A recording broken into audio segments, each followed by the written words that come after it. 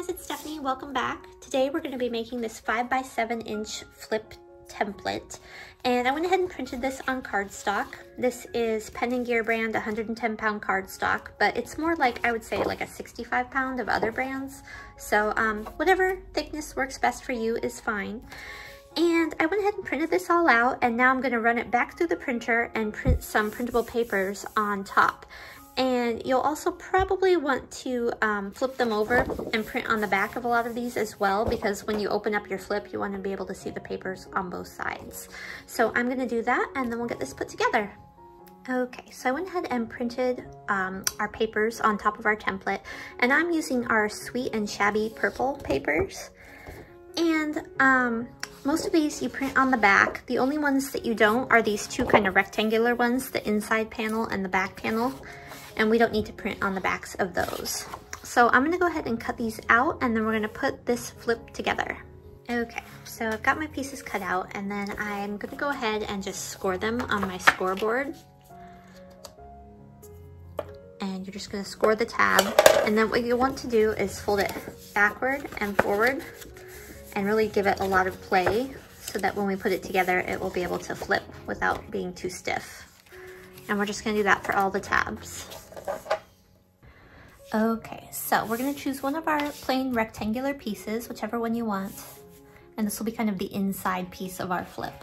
And then we're gonna start with this piece with the decorative edge. That's our very front of our flip.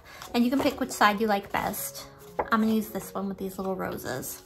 And what we're gonna do is just fold this tab and hook it over this piece and glue it into place, just like this. I'm gonna use runner tape, but you may want to use glue just to give yourself a little play so that you can wiggle it around before it dries.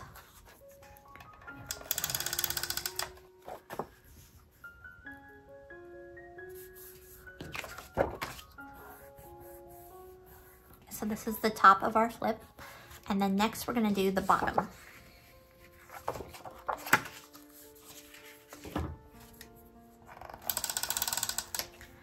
And again, this tab just goes on this back side.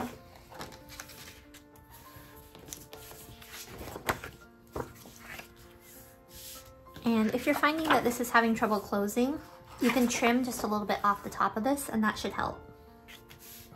Okay, so flip, flip, and then we do our sides.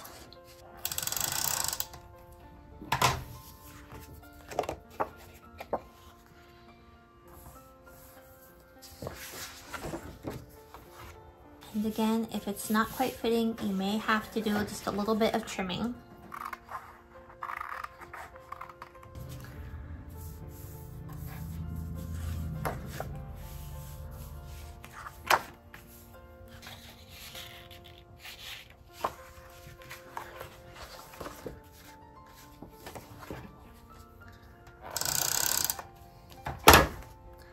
And I might just go ahead and trim this one up just a little bit right now to make sure that it's going to fit inside of here.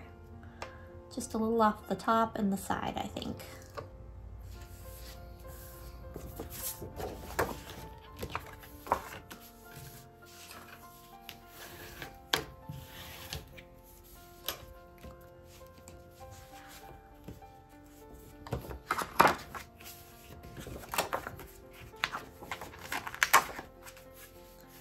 And then one final time when it's all shut, you may want to just crease it down all edges. And finally, we'll put this piece on the back. And if you wanted to, you could maybe round your corners, give it a little style, whatever you want to do.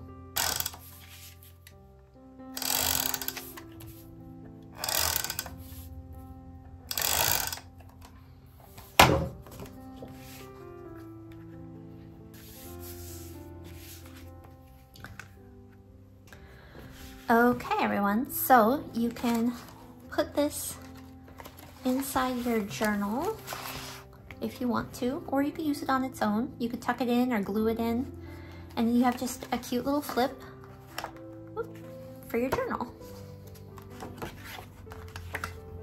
And there's lots of room for decorating in here. We have lots of kits that include pockets and ephemera that you could decorate this with, or you could even use scraps that you've cut from creating this kit if you want to.